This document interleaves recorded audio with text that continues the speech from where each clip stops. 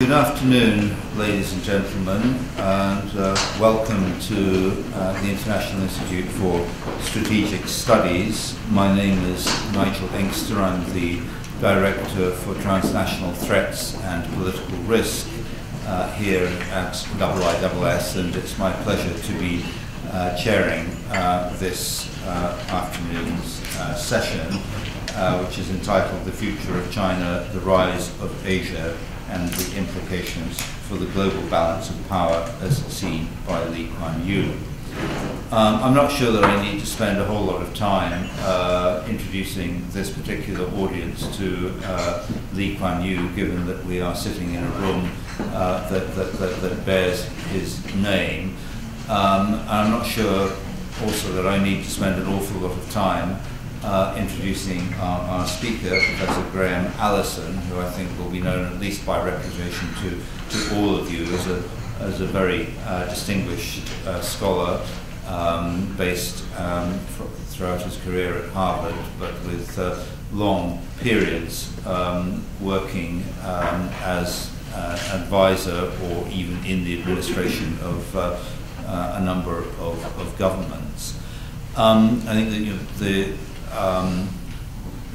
the point about the book on which this presentation is based, is that it contains perspectives from somebody who has been at the forefront of international statecraft for a very long period of time, dating back to the point when he was described by a British colonial administrator as the best damned Englishman east of Suez. Just in case you're wondering, I think that was intended as a compliment, and since then has gone on to become a very distinguished statesman with a very broad perspective on international relations and changing global balances of power.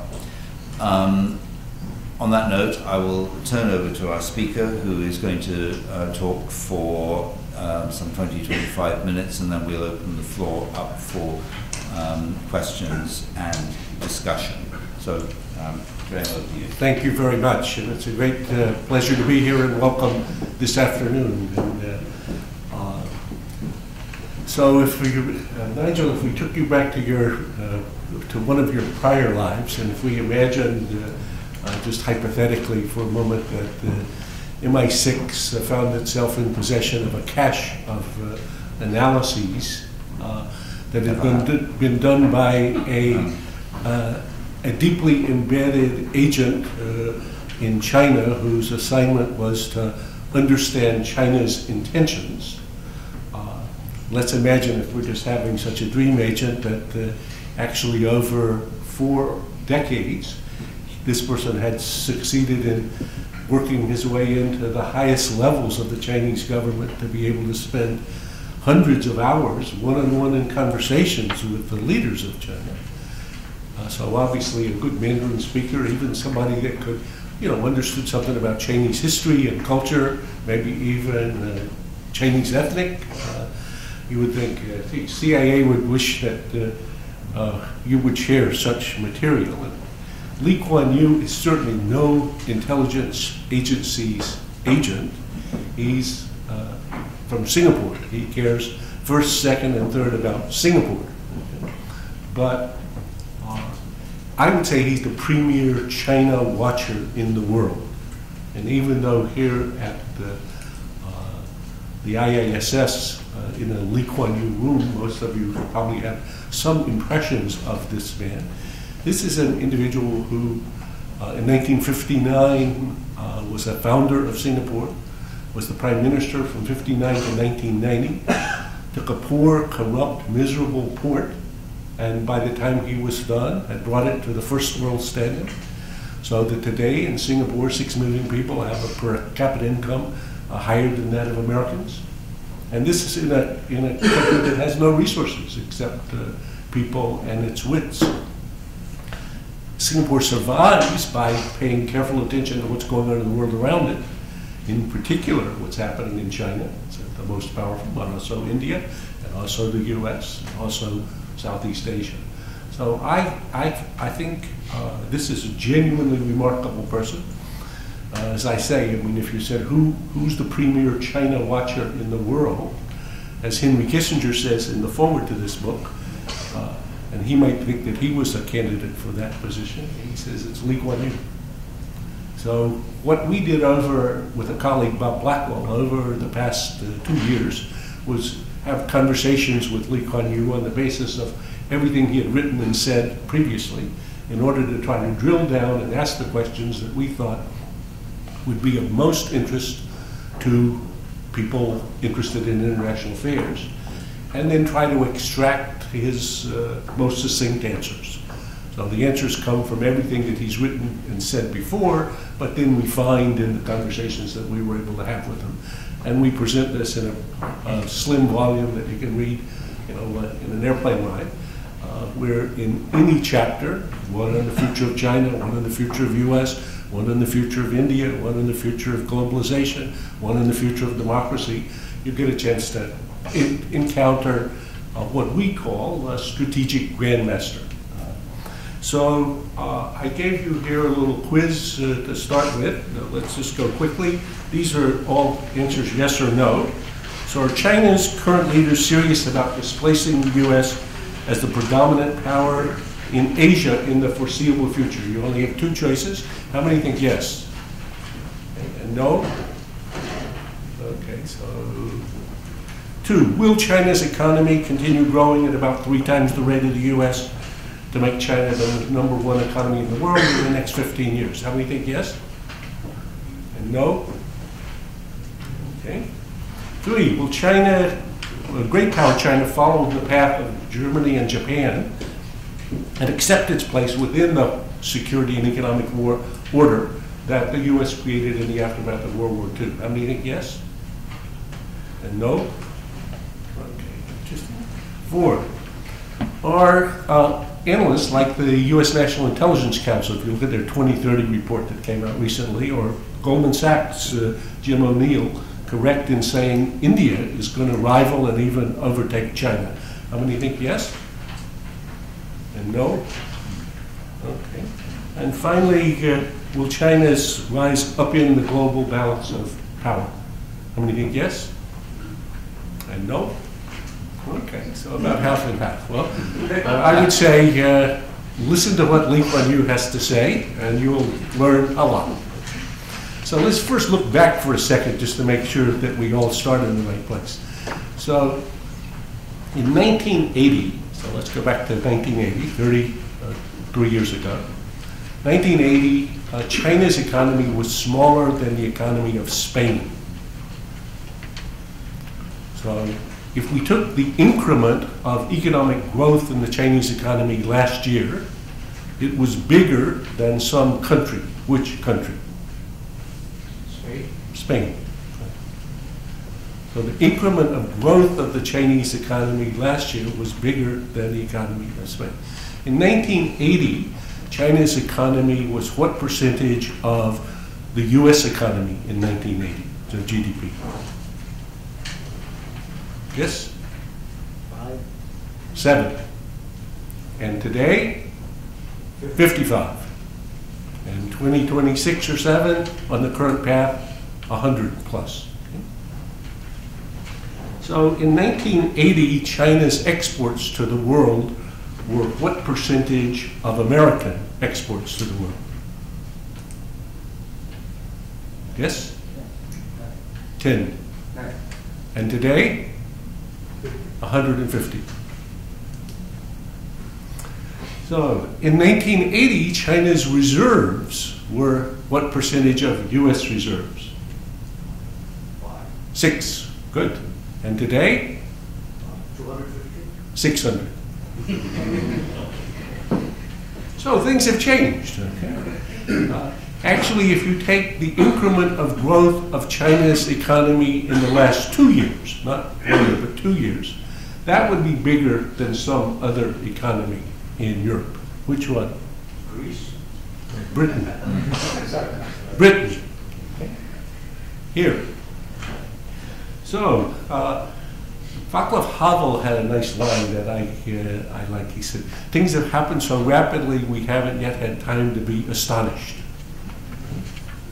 So I would say Lee Kuan Yew helped me at least wake up to a set of developments that I'm vaguely aware of as a student studying international politics. But that's more than I had imagined before. So as I say, in this book, in each chapter we start with the future of China, then we have one on the future of the US, then on the future of US-Chinese relations, and on the future of India, the future of blah, blah, blah, of Africa. There's 9 chapters of that sort, and about, 15 pages a chapter. So, are China's leaders serious about displacing the US as the predominant power in Asia in the foreseeable future? You can read all 800 pages of Henry Kissinger's very good book without finding an answer. What does Lee Kuan Yew say? Of course. Why not? Who could imagine otherwise? They've transformed a poor society by an economic miracle to become the 2nd largest economy in the world. How could they not aspire to be number 1? Their reawakened sense of destiny is an overpowering force. But this may be right or this may be wrong, but I would say if you ask yourself who might have an informed opinion about this topic that's worthy of your taking into account, or my taking into account, I would say the answer is Lee Kuan Yew. So, will China's economy continue growing at 3 times the US to overtake it to become number 1? Well, he says yes, 4 chances in 5. This could go wrong. He's got actually a very interesting analysis of the weaknesses of China today. But nonetheless, he believes that the government has shown itself to be adaptive, and he predicts that they will be successful in adapting. So will China follow in the path of Japan or Germany and accept its place in the global economic and security order? He says, never. Unlike other emergent countries, China wants to be China and accepted as such, not as an honorary member of the West.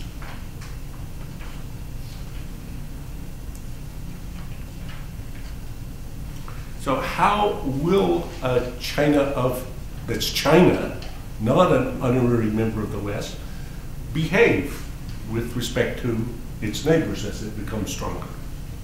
Well, he explains, in his view, at the core of their mindset, this is a quote, is their world before colonialization and exploitation, and the humiliation that that brought.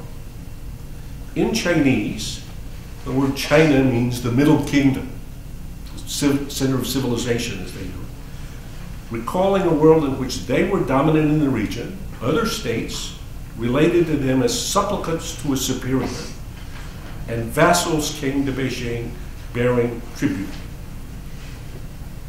So, as to the behavior of a stronger China, Lee Kuan Yew says, well, wait a minute. Everybody in Asia who knows what's going on, everybody in Southeast Asia, has already begun adapting to this fact. Here's what he says, quote, they expect, for example, Singaporeans to be more respectful of China as it grows more influential. They tell us all countries, big or small, are equal. We are not a hegemon. But when we do something that they do not like, they say, you have made 1.3 billion people unhappy. So please know your place. So are analysts like the Nick in the US or Jim O'Neill at Goldman Sachs correct in saying India is going to be a serious rival to, or indeed overtake China? He says, don't even use India and China in the same sentence.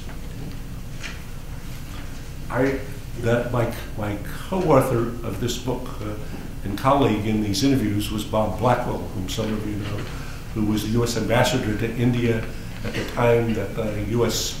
and India declared that this is a strategic partnership. So I asked this question to Lee Kuan Yew on one occasion with a little malice or forethought, having a clue to what he might say. So we asked, well, what about India versus China? And he says, quote, India is not a real country. Instead, it is 32 separate nations that happen to be arrayed along the British rail line. And he goes on to explain how actually they have 330 different dialects, so we can't even speak to each other. And his analysis of India is, you can see an analysis of, in effect, unrequited love, since he spent a lot of time with every Indian leader since Nehru. As he says, back in 59 or 62, when Nehru was in charge, I thought India showed promise of becoming a thriving society and a great power. And he put some stock in the hope that India would become a counterbalance to China. Again, all the time thinking what's good for Singapore.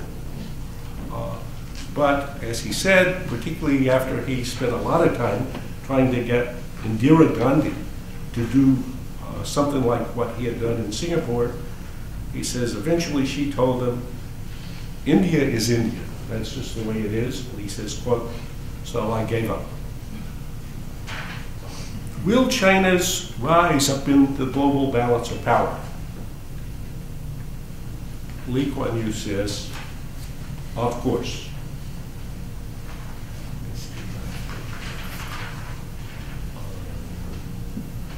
I'm trying to find the right page to use this. The U.S. cannot stop China's rise. It just has to live with a bigger China, which will be completely novel for the U.S., as no country has ever been big enough to challenge the American position. China will be able to do so in 20 to 30 years. And then he goes on to the global balance of power. The size of China's displacement of the world balance is such that the world must find a new balance in 30 years. It is not possible to pretend that this is just another big player. This is the biggest player in the history of the world.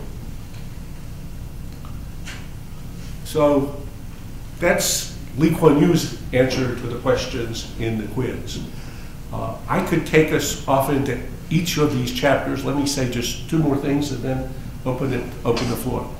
So with respect to China, Lee Kuan Yew analyzes in this chapter China's strengths and China's weaknesses in the global competition. He does the same thing for India, does the same thing for the US. With respect to the US, actually, the first question we asked him was, is the US in systemic decline? Because that's a common view, especially in China today. And he says, absolutely not. Absolutely not. That the US is in a very bad patch, he says, but that the US has been in bad patches before and has shown a great capacity for eventually righting things and recovery and becoming resilient. So he's optimistic about the US, though he's quite worried about the recent period. In terms of US-Chinese relations, he is not pessimistic. He says that the challenge that both parties will face as China becomes first a credible rival to the US and begins requiring a rebalancing of the international, certainly initially the American position, and then the international balance of power will be a huge challenge. But he offers some counsel both to Americans and to Chinese about how he thinks there could be a shared period for a considerable part of the 20th century, and then adjustment. And he thinks in terms of the drivers of modernization and globalization that this is changing the attitudes of people, including himself, in ways that he could never have imagined before. And he thinks that people are smart, or smarter than they've been in behavior and history as usual, that this relationship can be worked out, but he thinks it's going to be extremely, extremely challenging. So I could take you through every one of these chapters, but what I propose to do, since I don't know which questions people would be most interested in, is open the floor to questions. But in particular, what I'm going to try to do as much as possible is channel Lee Kuan Yew for the purposes of today.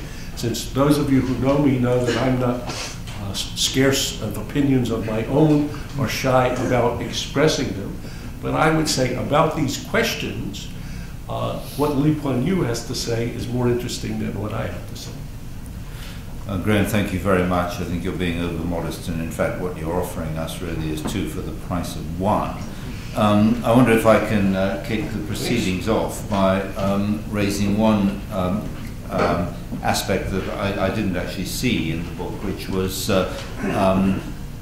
laying over some of these country and regional specific discussions that you had, some of the sort of wider long-term thematic templates on issues like resource constraints, climate change, demographic pressures, and so on. Did these actually feature significantly in your conversations? And did Lee Kuan Yew have any particular perspective on any of these? Thank you, and yes, indeed. In fact, in the chapter on the future of geopolitics and globalization, he opines about international drivers and challenges that are being faced both in the resource arena and in the ecology arena, surprisingly enough. So here's a guy that's going to turn 90 this year, and his notion, if I find this,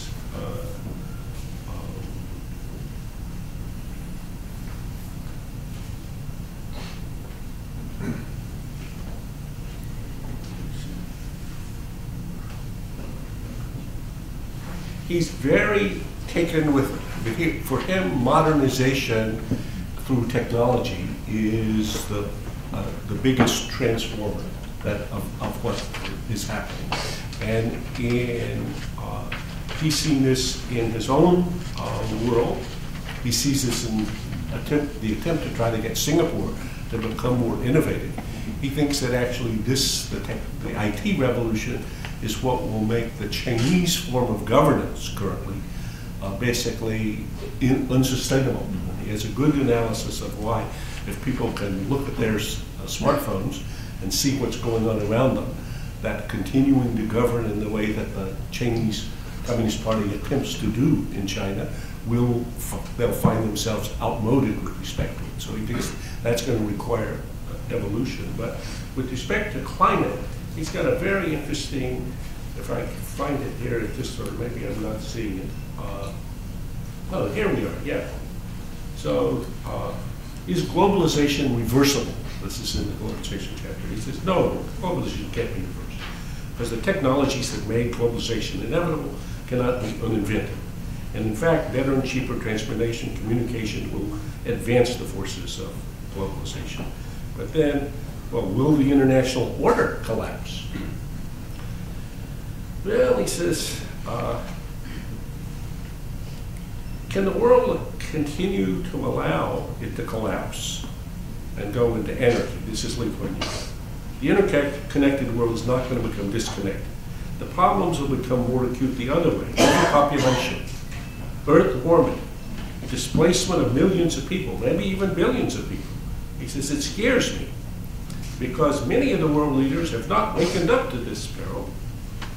The melting ice cap, he said, I would expect great consternation. What would happen to this earth? But no, has it triggered any emergency meetings to do something serious? No. Earth warming, the glaciers melting away. It's not an election issue. Leave it to the next government. I don't see any tribal leader, any democratic leader, any dictator telling his people, we're going to have to forego some growth and consume less and travel less and live a more Spartan life if we're going to save the earth. That doesn't hardly sound like Lee Kuan Yew, but it does, but it is. Okay, thank you very much. Right. take questions from the gentleman in the front row. Could you wait for the microphone and please tell us who you are? Thank you. Thanks. Thank you, Chair. My name is Mahmoud Ali. I'm just a member of the Institute and a student of US-China relations. Thank you, Professor, for sharing your insights. Very, very fascinating indeed. Two questions. The first one is linearity a problem? I mean, we are all projecting forward, looking back 30 years and saying, this is what China has done over the last 30 years. Next 30 years, like to do something quite similar, maybe ups and downs. Yeah. Is there a danger that Mr. Lee, I'm sure would have noticed, that China might not grow as rapidly or steadily as it has now over the last 30 years? And does that sort of change the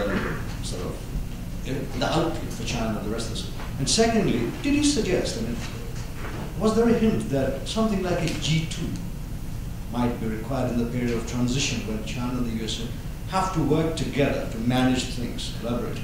Thank you. Okay.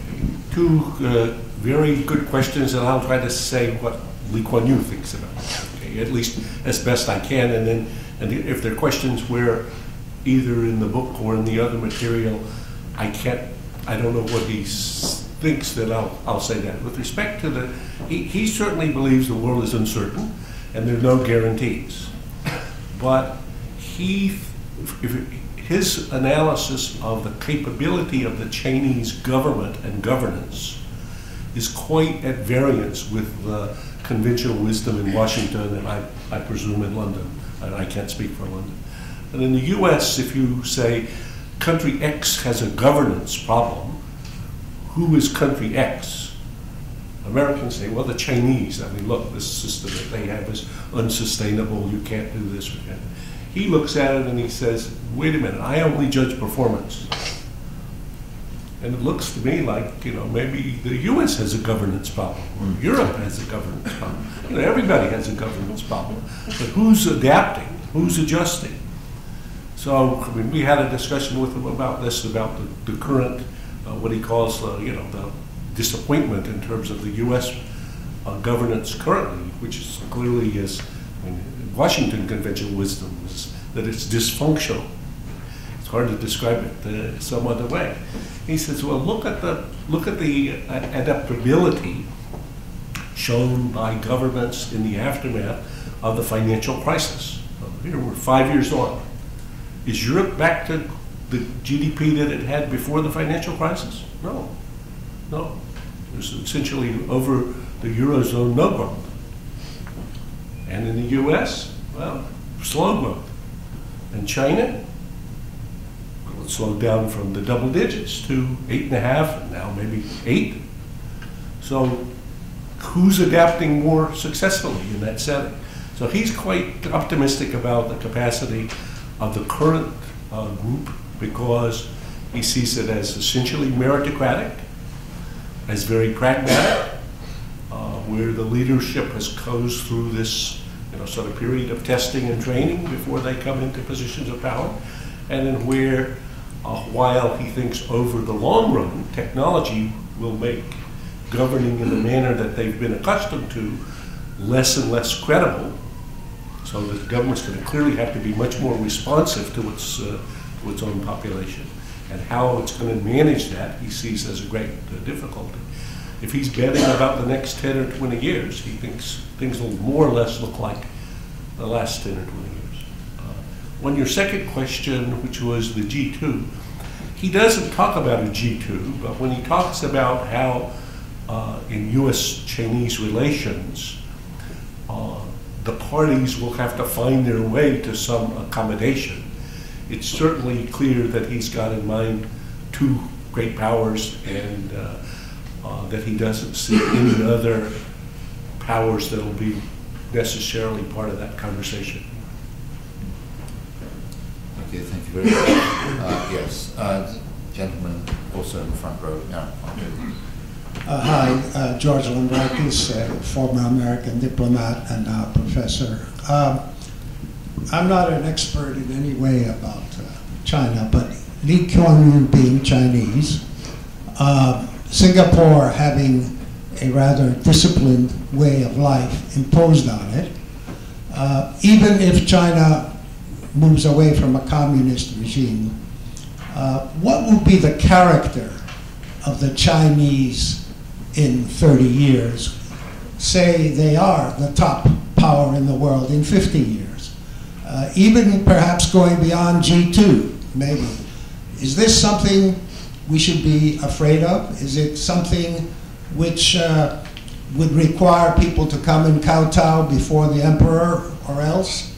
Does he have any ideas about the character of this regime? After all, the East and the West are quite different in many ways. Thanks. Well, I'm not sure I can do justice to it, and he discusses this in 4 or 5 different places as reflected in answers in the book. So let me start with a point that he makes, but that Henry Kissinger actually makes in a slightly more vivid fashion. But Lee Kuan Yew would agree with it in terms of at least the thrust of it. So Kissinger says in the U.S.-Chinese competition, this is now Kissinger, fortunately, only one of the states has a missionary mission, a missionary agenda, and that's the Americans. So Americans want to make everybody like Americans. Have a democracy, have a market economy, have rights like we do, whatever consciousness we've come to lately, attempt to try to get others to adjust. Kissinger says about China that China, at least historically, has been happy simply to be China. It has a great sense of the superiority of Chinese culture and actually measures people by the extent to which they adapt to that, but is not out trying to turn other people into speaking Chinese, acting Chinese, governing like Chinese, being controlled by China. So the theory of the case that I quoted earlier is, and then this is now Lee Kuan Yew, the quote I gave you, that China thinks that the way it should relate to other countries is as the center of civilization to these other countries. It has not dealt with any other country as a co-equal. So this is a problem. The way that it would normally deal with countries is either as a weakling, which is being exploited by them, which is the story that Chinese tell each other about what's happened the last 200 years. And I think actually often without very much appreciation of the historical realities of the last 70 years in which the environment that they've been allowed to grow up in has been hugely to their advantage. And there's some Chinese voices that make this point, but that's a minority view in terms of the mainstream conversation in the government. But then the normal way to deal with countries is as a country that does come and kowtow, or that treats as a vassal or supplicant with superior. And I think if you then say, well, how are then 2 states that one of which thinks Americans, that it's our birthright that we're number 1, and China, which imagines by 4,000 or 5,000 years of history that it's the center of civilization, that then gets to the chapter on how can he see U.S.-Chinese relations developing, and he thinks it'll be quite difficult. Yeah. The third gentleman, blue shirt. Roy Gutman from the Clancy newspapers. I wonder how long do you think, or does Lee think, it will take for China to become a real constructive player in the international arena? So many of their appearances in the last 20 years have been kind of slow to recognize change. I'm thinking in the Balkans, they seem to think Milosevic was the future, or Serbia was the future. They really got it completely wrong. Today, I'm not sure if they're backing Assad actively, but they're definitely working on his behalf. And there's just a kind of a pattern there of following the Russians in the Security Council and not assessing the ground.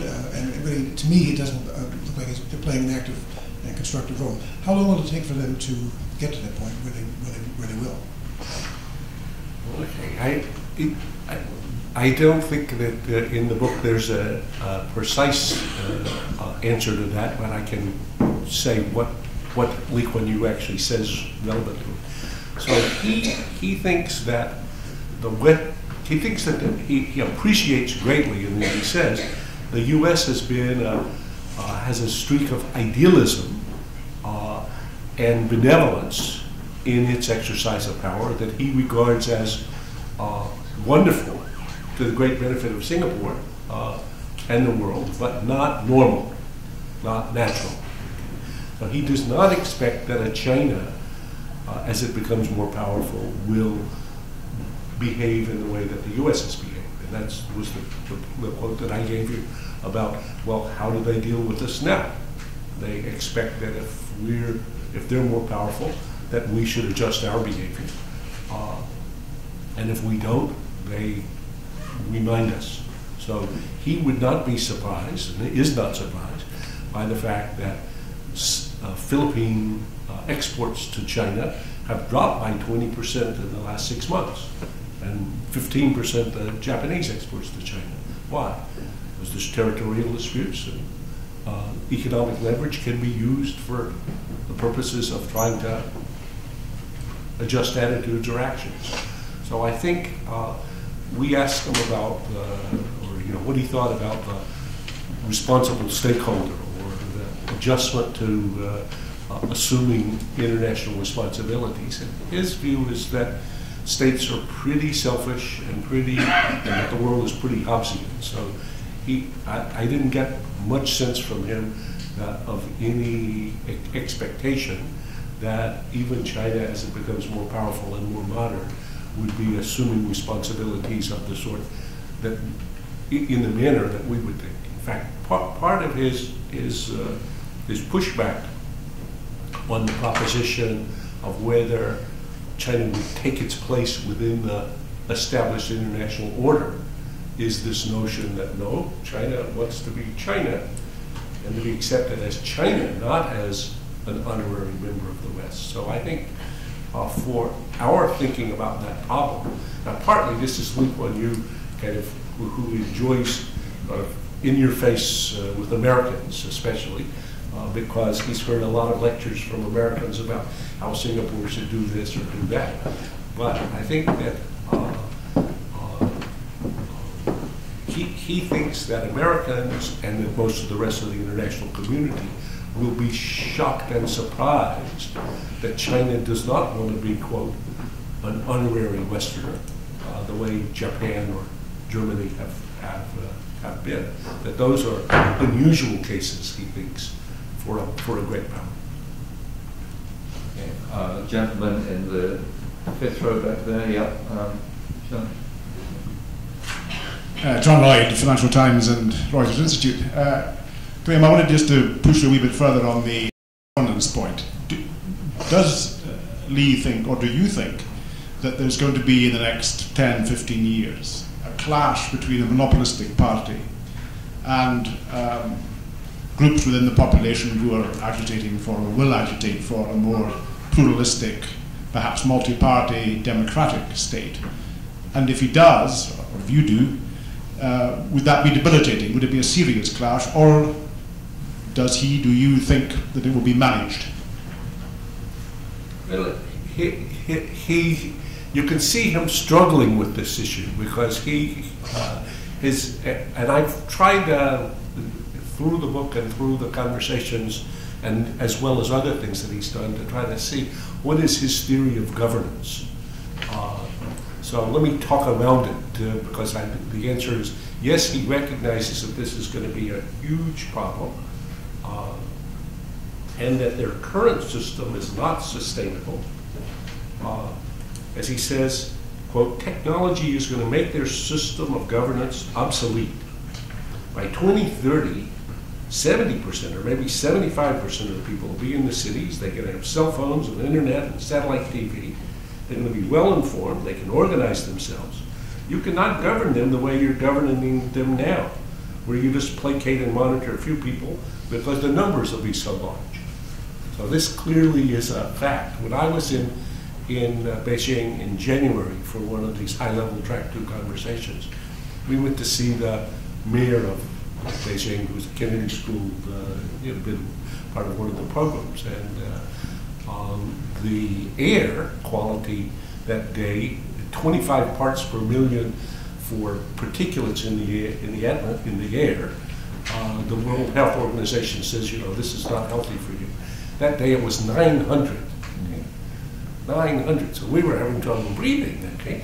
And we asked this fellow, and he said, obviously I can't manage Beijing if this happens for very long, because everybody on their cell phone have an app that gives them the number of how many particulates there are in the air today, 900. So guys are looking at this. And it was a wonderful, in the Chinese version of YouTube, picture where somebody had caught with their smart phone a government official getting into a car in which they gave him an oxygen mask. So, what, people are going to carry around their own oxygen mask? No, they're not. So this is not going to be sustainable, he said. So that's number one, the technology and the way that's impacting. What he thinks would ensure, or when he does this kind of dream of what's going to happen there, he thinks they're going to go first, and he wishes they would go first, what he would call he's got an interesting part here, the rule of law. He says that currently they've got kind of rule of the emperor slightly adapted, but that a place like Singapore has a very good version of rule of law, and then next would come an independent judiciary. And they don't have that in China, he says, and then there'll have to be more government accountability. And then he struggles with the question of how government should be accountable. He's not, with respect to democracy. We asked him, well, will then China become democratic? And he says, no, China's not going to become a liberal democracy. If it did, it would collapse. Of that, he says, I'm quite sure. And the Chinese leadership also understands it. And then he's pretty harsh because he says, where are the students of Tiananmen now? Well, that doesn't answer the question, John, but it kind of walks around. Right. I think there was some, yes, at the back there, right, yeah.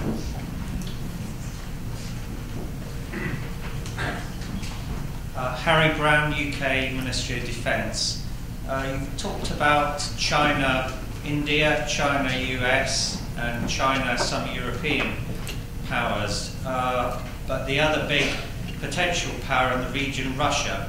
I just wondered whether Lee Kuan Yew, what his view was, whether the kind of underlying tensions that some people say exist between those two powers are too great to be surmounted, or whether they'll carry on developing their sort of tacit strategic alliance.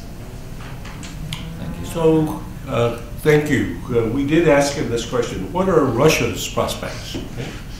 And he's pretty pessimistic. He says, Russia's future is no different than it was 10 years ago or even 20, except that it's lost its hold on the energy resources of the Caucasus and Kazakhstan. It's been unable to develop its economy to generate wealth other than exporting natural resources. The Russian population is declining. Putin's challenge is to give Russians a hopeful outlook for the future so that they would stop drinking, work hard, and build good families and have more children. But I'm not counting on it. Okay, fair enough. We've got some questions on this side, front row then, again please, and then second row, and then fourth row, I think. Malcolm Savage, you said that Lee Kuan Yew described India as being 32 countries. How far could it be said that China is potentially a number of very diverse countries and regions, and could that become a significant factor either under stresses like climate change or indeed changes in the system of governance? Well, that's a very interesting question, and we did not press him on that topic. I think he thinks that the Han Chinese population, which is certainly not the 100%, but it was probably 75% of is unified enough and is enthusiastic enough about the idea that China has become China again, to be held together, though he thinks the governance of China is an extremely difficult problem, and that's part of the reason why he thinks that kind of moving to something, anything approximating a democracy would be a huge challenge for China. As to the smaller populations, whether of the Tibet or of the separatist or potentially separatist groups, we didn't have any conversation with them, so I don't know what his view is. Okay, second row, please. It's Masato Kimura, Japanese journalist. My question is about education. So last year, Cambridge University accepted North Korean student who were 3 and 2 senior and 1 is very young student. And so my friend, ex-Japanese diplomat, went to pub with him, and she was very shocked with his attitude because he is very open-minded. And so, Bo Shirai, who is one of the new leader, was arrested. And so his son studied at Horo, and Xi Jinping's daughter studied at Harvard University. And some million students come out from China and come back to China every year. And so Xi Jinping is indigenous leader. He is real Chinese. He never go out from China. But next leaders maybe study abroad and come back to China. And what do you think? So generation gap, Lee Kuan Yew is old generation, and so new or next generation can make change, I think. Okay, very interesting question, and I think that you and Lee Kuan Yew would agree. Okay, so he thinks that education is one of the most the combination of technology and education are the big transformers of consciousness and of behavior. And so education he puts great faith in, and he has a lot to say about the fact that there's now like 130,000 Chinese studying in the US currently, and I don't know, but in Europe there must be equal numbers or maybe even more. So the Chinese have been going abroad, learning. If they live in Europe or the US, they obviously cannot go home with the same mentality. So the mentality changes, and he thinks of his own story. So here he was, a young man in Singapore. He somehow had the good fortune to go to Cambridge. There weren't a lot of people that looked like him at Cambridge at the time. He won a double first. He almost became an honorary Englishman, as you were saying. He's very proper with respect to British. In fact, his notion of the way people need to behave, as he says, is a gentleman. And his understanding of what means a gentleman is what he learned from people in Cambridge. So he understands that his son, who's the current Prime Minister of Singapore, he also sent to school in England and then to school at Harvard. He was my student, so I know him quite well, Loon. Loon has different ideas than his father. Lee Kuan Yew respects that. He loves greatly his grandson. His grandson graduated from MIT 2 years ago. Lee Kuan Yew tried to persuade him to come home. We need you in Singapore. Where is his son, his grandson? He's working for Google. Okay? He's worried he's going to marry some Chinese American lady. Who knows what's going to happen to him? So he sees that the education is part of the process of globalization, and he says in the picture of how U.S.-Chinese relations might evolve, that the Chinese who are involved in the world are modern people. They travel, they see the world, they are educated in the world, and therefore they'll adjust their attitudes. He worries sometimes that they do this more actively than Americans. It's a very good question. I think there was the third row there. I think we'll fit everyone. I'm a member of the Institute. Do you have any thoughts on Chinese nuclear weapons program? I noticed that they have improved it, but they have the same number of nuclear weapons they had about 5 years ago. Do they regard building up an arsenal equal to America's as necessary to challenge America's leadership, or do they not see this as a necessary component today of great power status? So we did not ask Lee Kuan Yew about that, but I'll say my own view. So this is not Lee Kuan Yew's view, it's my personal view. The Chinese have, interestingly, just as you said, not felt any urgency about their nuclear weapons program, other than having nuclear weapons. They are actively now in the process of a modernization program that will expand significantly the numbers and capabilities. But again, not attempting to reach the level of American armaments. So it may be that if Americans keep talking to them enough about our theories of nuclear weapons, we may be able to persuade them that they should become, as a great power, to have some mirror imaging of weapons. But maybe I would think we could learn something from them about, in effect, what they would regard as a minimum deterrent capability. So I think you'll see, and you see in the programs that are developing currently, a clear interest in a reliable second strike capability.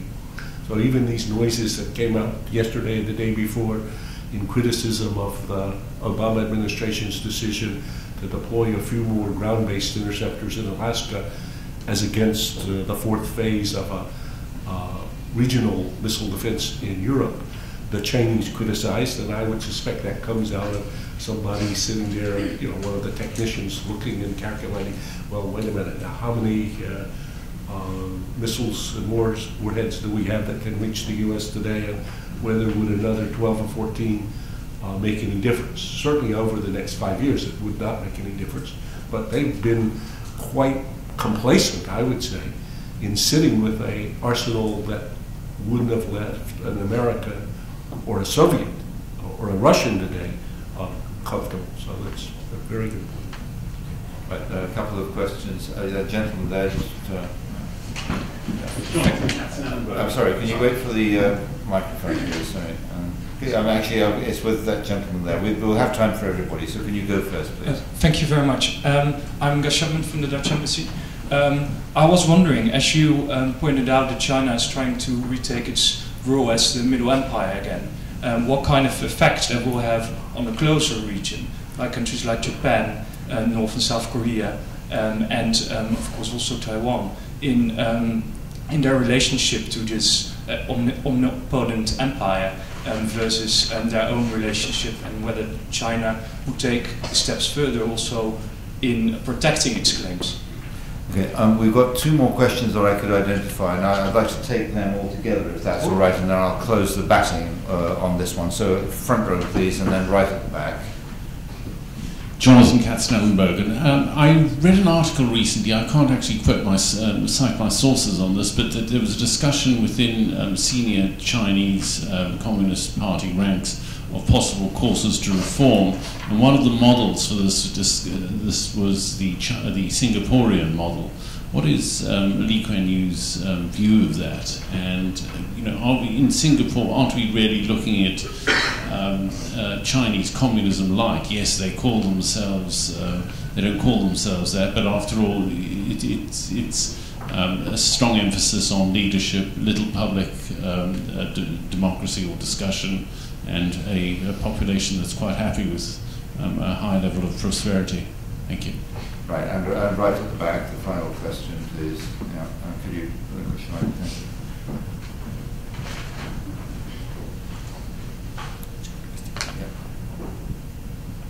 Thank Hi, you. my name is Eugene. I'm a Singaporean student here in London.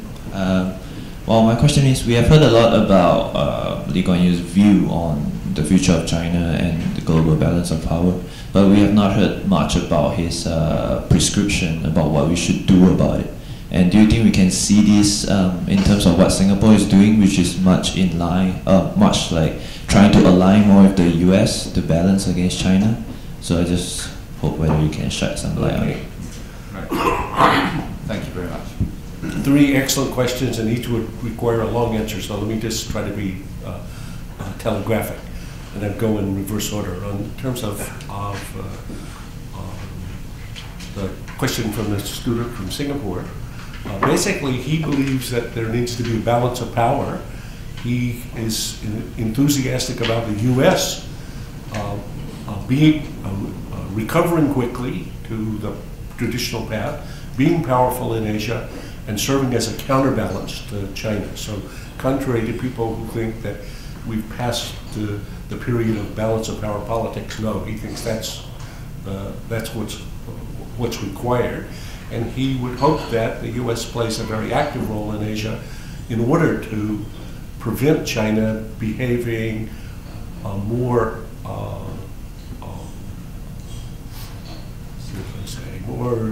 aggressively or assertively with its neighbors. So that we do that. On the question of the Singapore model, which I think is again an excellent question, basically Singapore has been a model, almost like a little laboratory for China right from the beginning. When Deng Xiaoping was thinking about going to the market, he reached out to Lee Kuan Yew for consultation. In Ezra Vogel's wonderful new book, The Biography of Deng Xiaoping, he has an elaborate description, lengthy, or not lengthy, but a thoughtful description of this, in which, as he said, Lee Kuan Yew was a person who, outside of China, had the biggest impact on the Chinese economic development. Deng Xiaoping actually came to look and see how did it work in Singapore. And Lee Kuan Yew, in one of the interviews, told us that a number of the Chinese advisors were suspicious that whether Chinese could actually make a market economy work. They thought maybe there was some magic that Westerners had that they couldn't quite find their way around. So again, you could see with the experiments. And I would expect that in terms of governance, the Chinese Communist Party, which is no longer the ideology of communism is completely dead in China. So it's really, I would say, a Leninist Mandarin party that manages one-party rule in China. That's now my interpretation. Will likely look at a place like Singapore to ask whether it could adapt in that fashion and nonetheless still have, in effect, one-party control, which is not, I mean, if we look at this as a comparative politics topic, the Liberal Democratic Party in Japan ruled Japan for 50 years. The PRI in Mexico ruled Mexico for 50 years. So it's not surprising that a one-party that's influential in the early stages of democratic evolution may be able to play a big role. On the final question, coming back to the third one, I think that he would expect that in the region, states will adjust because China will insist upon it, and that the relationship will be one in which, as one can see now in these contests over territorial assertiveness, that if China is your dominant market, little by little you will adapt and adjust to that fact. And so, as I mentioned earlier, that he's not surprised by the fact that the Chinese are able to use their economic muscle to impact the Philippines or Japan.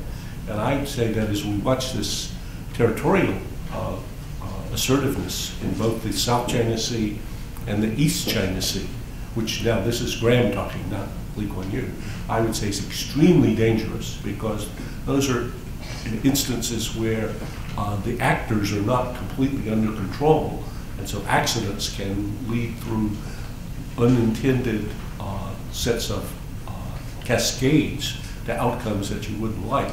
That's going to be an area in which one will then see how China exercises its muscle, its economic muscle, and if the current sanctions or the current, basically, stoppages of a degree of imports from these countries is any sign of things to come, this is going to be a pretty painful adjustment, because for the Philippines or for Vietnam, and especially for Japan currently, that'll be hard to manage.